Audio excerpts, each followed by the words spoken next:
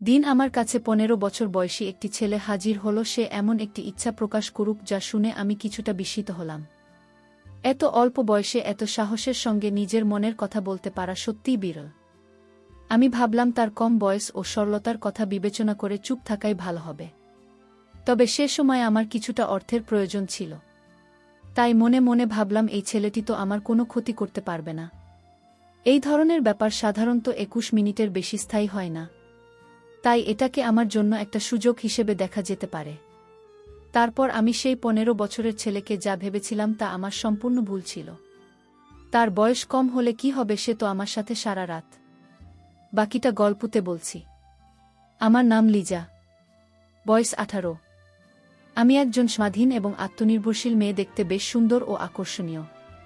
ছোট্ট একটি শহরে থাকি, যেখানে সবাই সবাইকে চেনে। আমার বাবা মা অনেক ছোটবেলাতেই মারা গেছেন, তাই একা থাকার অভ্যাস গড়ে তুলেছি।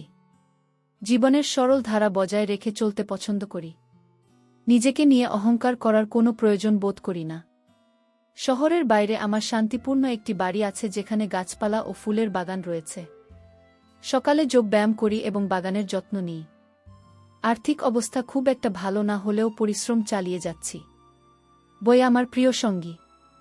বিশেষ করে রোমাঞ্চকর প্রেমের গল্প। একা থাকি বলে ঘরের সব কাজ নিজেই করি। সেদিন একটু গরম ছিল, তাই কিছুক্ষণ বিশ্রাম নিচ্ছিলাম। এমন সময় দরজায় হালকা করা নাড়ার শব্দ হল। দরজা খুলতেই দেখি পাশের বাড়ির ছেলে আবির দাঁড়িয়ে আছে। আবির মাঝে মধ্যে আমার বাড়িতে আসে। আমাদের মধ্যে ভালো বোঝাপড়া রয়েছে। আমাদের বাড়ির আশপাশে প্রায় একটি ছেলে ঘুরে বেড়ান। বয়স খুব বেশি হলে ১৫ বছর হবে। তার চোখে কৌতূহলের ঝিলিক ছিল, যে অনেক কিছু বলতে চায়, কিন্তু বলতে পারছে না। একদিন সেই ছেলেটি এসে বলল, দিদি, আপনার কাছে আমার কিছু প্রয়োজন। তার চোখে এক ধরনের উত্তেজনা ছিল, যে কিছু লুকোতে চাইছে। আমি তাকে ঘরে আসতে বললাম এবং জিজ্ঞেস করলাম, তোমার কি প্রয়োজন? ঘরে ঢোকার পর তার চোখে কিছুটা অদ্ভুত ঝিলিক লক্ষ্য করলাম। সে এমনভাবে তাকাচ্ছে যেন কিছু বলতে চায়, কিন্তু বলতে পারছে না।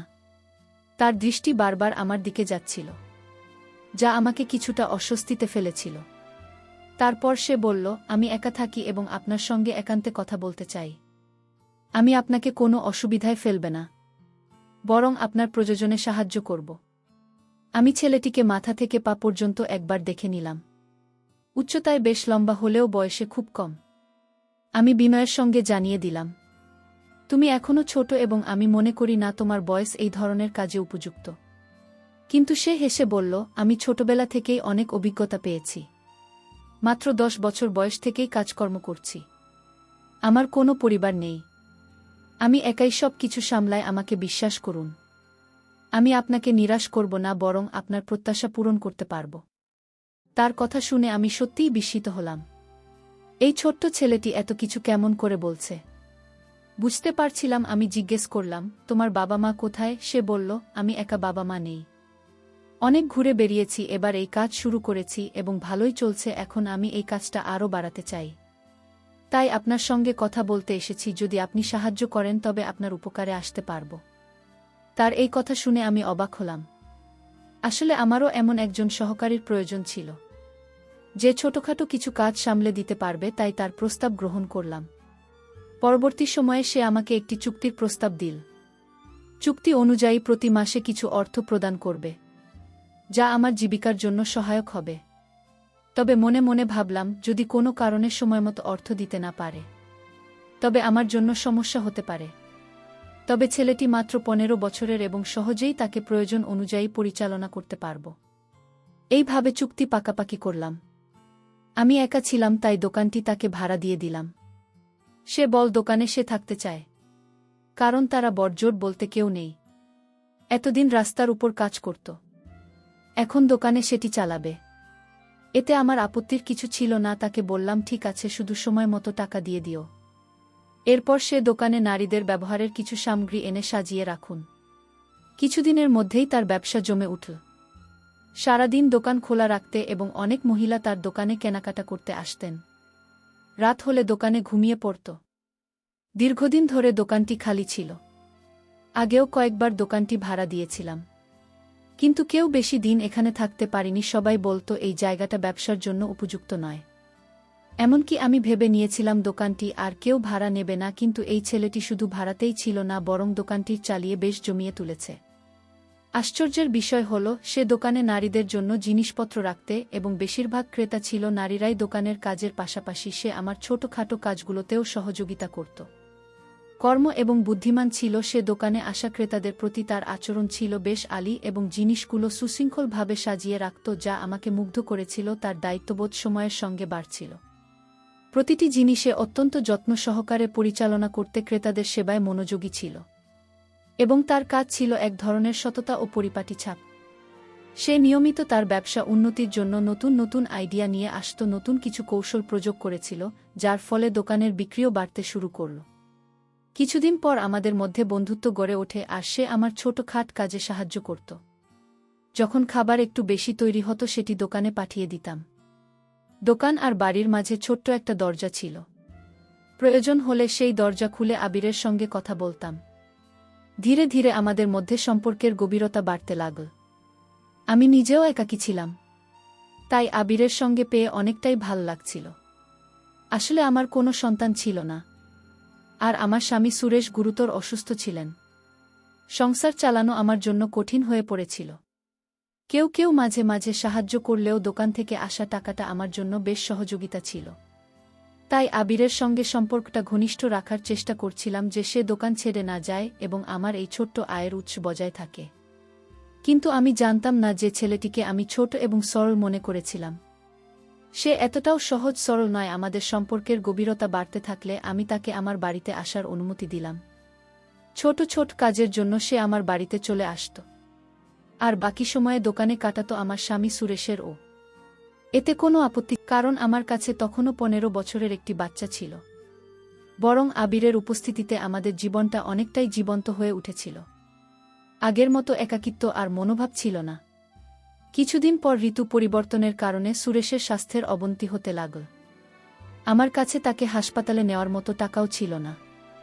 একদিন এমনই এক সময় আমি কাঁদছিলাম। আবির আমাকে দেখে জানতে চাইল, তুমি কাঁদছ কেন? তাকে সব বললাম, সুরেশের অসুস্থতা, হাসপাতালের খরচের চাপ এবং আমার একাকিত্বের অনুভূতি, একজন সন্তানের অভাব আমার জীবনের শূন্যতাকে আরও বাড়িয়ে দিয়েছে। আবির আমার কথা শুনে মুচকি হেসে বলল, তাহলে সন্তান নিচ্ছেন না কেন? এতে সমস্যা কি? তার প্রশ্নে আমি লজ্জায় পড়ে গেলাম। বুঝিয়ে বললাম, সুরেশ এখনও অসুস্থ। বিবাহের শুরুতে সুরেশ ইচ্ছে ছিল না যে আমরা সন্তান নেয়ার ঝামেলায় যাই, তো সন্তান নেওয়ার প্রয়োজন অনুভব করলাম। তাহলে হঠাৎ অসুস্থতা আমাদের জীবন একেবারে পাল্টে দিয়েছিল। সুরেশ একের পর থেকে সে আর সুস্থ জীবনে ফিরতে পারেননি। ভালোবেসে বিয়ে করলেও ধীরে ধীরে সম্পর্কটি বাধ্যবাধকতা রূপ নিয়েছিল, কারণ আমার সামনে আর কোনো পথ খোলা ছিল না। আবির হয়তো আমার মুখের অভিব্যক্তি বুঝতে পারছি। সে বলল, আপনাকে চিন্তা করতে হবে না, আমি তো আপনার পাশে আছি। শীঘ্রই আপনার সব সমস্যা দূর হয়ে যাবে। আবিরের কথায় আমার মুখে হাসি ফুটে উঠল। সে এত ছোট হয়েও এত সাহসী যে প্রতিটি সমস্যার মুখোমুখি হতে পারে, আর আমি এত বছর পেরিয়ে এসেও সাহস জোগাতে পারিনি। আবির ছোটবেলায় মাত্র 7 বছর বয়সে তার বাবা মাকে হারিয়েছি। তবুও সে জীবন সংগ্রামে হার মানেনি। নিজের পথ নিজেই তৈরি করেছেন এবং পাশাপাশি সুরেশেরও যত্ন নিতে শুরু করেছিল। আবিরের সরলতা ও সাহসিকতা আমার মন ছুঁয়ে গেল। তার কথাগুলো আমাকে কিছুটা হলেও স্বস্তি এনে দিল। সে আমার পাশে থাকার প্রতিশ্রুতি দিল এবং আমার একাকিত্বের সঙ্গী হওয়ার প্রস্তাব করল। এতে আমার মনের সাহস ছিল। আমি বললাম, আবির, তোমার প্রতি আমি সত্যিই কৃতজ্ঞ। তোমার কথাগুলো যেন আমার জীবনে নতুন আশার আলো নিয়ে এসেছে। আমার কথায় কিছুটা স্বস্তি হচ্ছিল। আবির বলল, জীবনে সমস্যা আসবেই, কিন্তু আমরা একসঙ্গে সেগুলো পার করতে পারব। তোমার একার সব কিছু সামলানো দরকার নেই। তোমার পাশে একজন সঙ্গী থাকা উচিত। আর আমি আছি তোমার সঙ্গে, একসাথে সুরেশের যত্ন নেব এবং তোমার সমস্যাগুলো দূর করার চেষ্টা করব। আবিরের কথায় যে আন্তরিকতা, সততা ছিল, তা আমাকে গভীরভাবে ছুঁয়ে গেল। সে নিজে অনেক কঠিন সময় পার করছে, তবুও কখনো হাল ছাড়েননি। তার দুই মনোবল আমাকে অনুপ্রাণিত করল। তার কথাগুলো আমাকে প্রশান্তি এনে দিল। আবিরের সাহসিকতা এবং তার ইতিবাচক মনোভাব আমাকে আবার জীবনের প্রতি বিশ্বাস ফিরিয়ে দিন। তোমার সঙ্গে আমার জন্য অনেক মূল্যবান বললাম আবিরকে।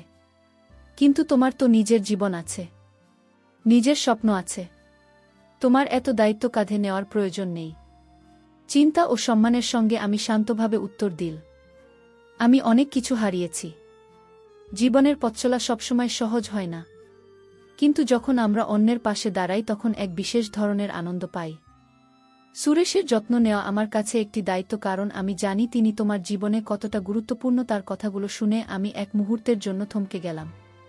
ভাবতে লাগলাম, কেউ কি সত্যিই এতটা নিঃস্বার্থভাবে সাহায্য করতে পারে?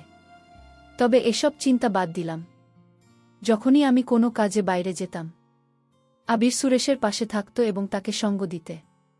তাদের মধ্যে ঠিক কী কথোপকথন হতো আমি জানতাম না, তবে আমাকে দেখলে আমি শান্ত হয়ে যেত। আবির প্রতিশ্রুতি দিয়েছিল, সে আমার সকল অভাব পূরণ করবে। তার এই কথায় আমার মুখে হাসি ফুটে উঠেছিল। আমি সন্তানের অভাব অনুভব করছিলাম, আর এই শূন্যতা পূরণের ইচ্ছা আমার মধ্যে ছিল। তবে ইচ্ছা আবির কিভাবে পূরণ করবে তা আমার কাছে ছিল এক প্রশ্ন। তবু তার আনন্দের জন্য আমি মনের কষ্টটা গোপন করে হাসি মুখে থাকতাম। কিছুদিন পর হঠাৎ করে আমার শারীরিক অবস্থার কিছুটা পরিবর্তন অনুভব করলাম। অসুস্থ হয়ে পড়লে আবিরে আমাকে চিকিৎসকের কাছে যাওয়ার পরামর্শ দিন এবং অর্থ সহায়তা দিন। চিকিৎসকের কাছে গেলে জানা গেল আমি মা হতে চলেছি। এটা শুনে যেন মাথার উপর আকাশ ভেঙে পড়ল।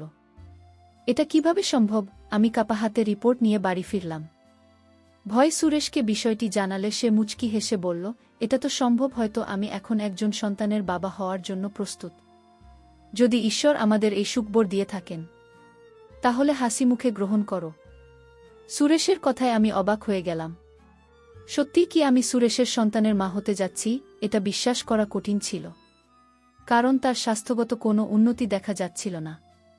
তবু আমি মেনে নিলাম যে হয়তো আমি সুরেশের সন্তানের মা হতে চলেছি। এরপর থেকে নিজের যত্ন নিতে শুরু করলাম। আর আবির এটা জানতে পেরে ভীষণ খুশি হল, যেন তার নিজের বাড়িতে নতুন অতিথি আসছে। দোকানের কাছ থেকে ফ্রি হলে আবির প্রায় আমাদের বাড়িতে চলে আসত।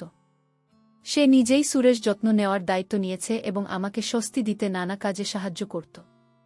এমনকি আমার জন্য ফল জুস নিয়ে আসত। তার দোকানও ভাল চলছে, আর দিনগুলো এভাবেই কেটে যাচ্ছিল। অবশেষে 9 মাস পরে আমি একটি সুন্দর শিশুর জন্ম দিলাম। মজার বিষয় হল, শিশুটি আমার বা সুরেশের মতো দেখতে নয়, বরং অনেকটা বিয়ের মতো দেখতে। আমি কখনো শিশুর মুখের দিকে তাকাতাম, কখনো আবিরের দিকে হাসতে হাসতে। আবির বলল, আপনি তো আমাকে এত দেখেছেন যে আপনার বাচ্চাটা আমার মতো হয়ে গেছে। শুনেছি মা যদি কাউকে বেশি দেখেন, সন্তানও অনেক সময় তার মতোই দেখতে হয়। আবিরের এই কথায় আমি লজ্জায় মাটিতে মিশে গেলাম। এত কম বয়সে তার এসব বিষয় জানা দেখে আমি অবাক হলাম। আমার কোলের সন্তান আশায় আনন্দে আমার মন ভরে উঠল।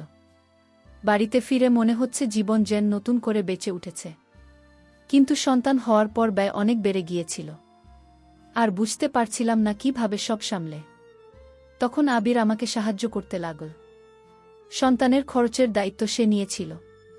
আমাদের জন্য সে মোটেই অপরিচিত ছিল না।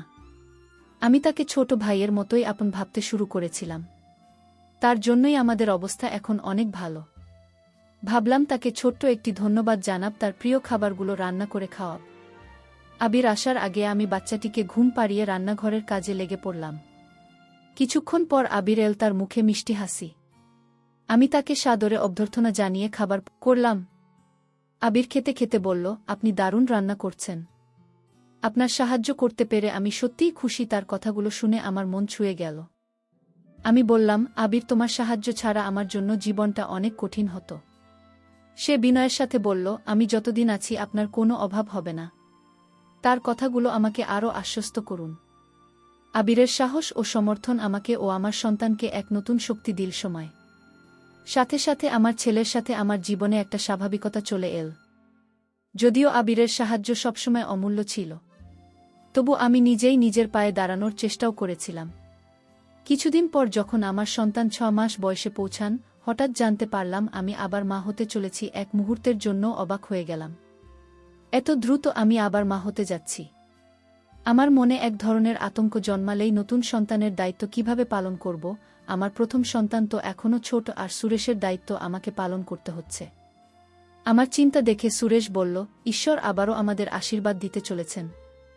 এতে ভয় পাওয়ার কিছু নেই। আমাদের প্রথম সন্তান যেমন এসেছে তেমনি দ্বিতীয়টি আসবে। আমি মাথা নিচু করে বললাম, আমাদের সকল দায়িত্ব আবিরের কাঁধে। সে আমাদের কিছু না হলেও তার সাহায্যে আমরা দাঁড়িয়ে আছি। এরই মধ্যে আমাদের দ্বিতীয় সন্তানও এলো, আর আমি 2 সন্তানের দায়িত্ব পালনে ব্যস্ত হয়ে গেলাম। আমি এত ব্যস্ত ছিলাম যে নিজের দেখভাল করার সময় পেতাম না, যা পুরোপুরি আবিরের উপর নির্ভরশীল হয়ে পড়েছিলাম। আবিরের সঙ্গে আমার গভীর বন্ধুত্ব গড়ে উঠেছিল, যেখানে আমরা সব কথা শেয়ার করতাম। সারাদিন সন্তানদের সামলাতাম, রাতে ক্লান্তিতে ঘুমিয়ে পড়তাম। আবির অনেক সময় সন্তানদের ঘুম পাড়াতে।